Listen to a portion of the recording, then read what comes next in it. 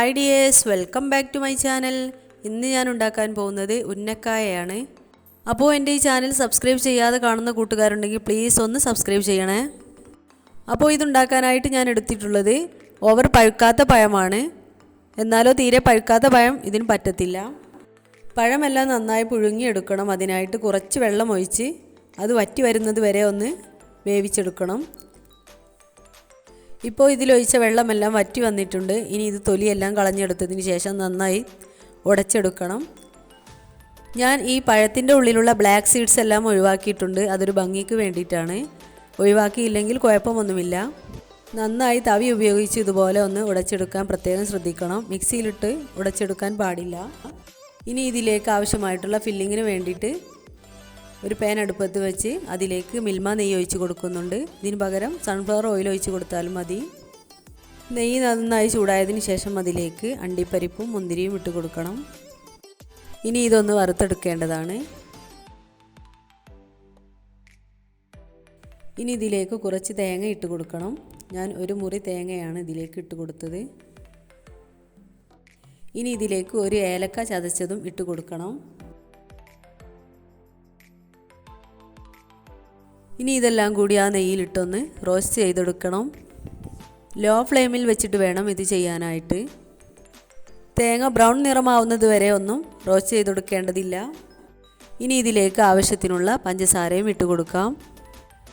അപ്പോൾ തേങ്ങ ഇഷ്ടമില്ലാത്തവർ ഇതിന് പകരം മുട്ട ചേർക്കാവുന്നതാണ്.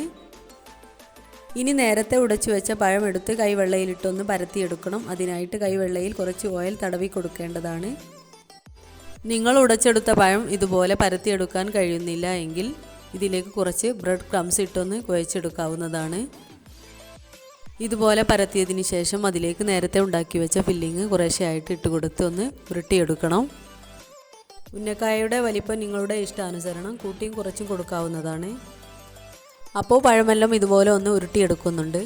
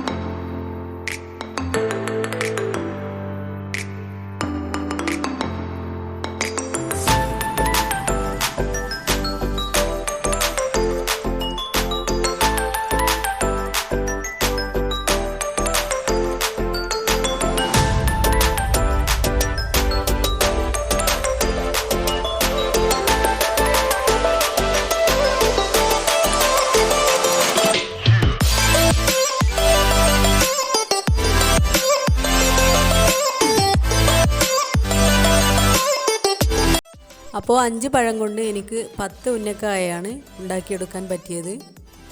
ഇനി ഇതെല്ലാം ഫ്രൈ ചെയ്തെടുക്കണം. അതിനായിട്ട് ഒരു പാൻ അടുപ്പത്ത് വെച്ച് അതിലേക്ക് കുറച്ച് വെളിച്ചെണ്ണ ഒഴിച്ച് കൊടുക്കുന്നുണ്ട്. ഞാനിവിടെ വെളിച്ചെണ്ണയിൽ മുക്കിയല്ല പൊരിക്കുന്നത്. നിങ്ങൾക്ക് അങ്ങനെ വേണമെങ്കിൽ കൂടുതൽ വെളിച്ചെണ്ണ ഒഴിച്ച് മുക്കിയെടുത്ത് പൊരിക്കാവുന്നതാണ്. വെളിച്ചെണ്ണ എല്ലാം നന്നായി ചൂടായതിന് ശേഷം ഇതിലേക്ക് ഓരോന്നായിട്ട് വെച്ച് കൊടുക്കണം.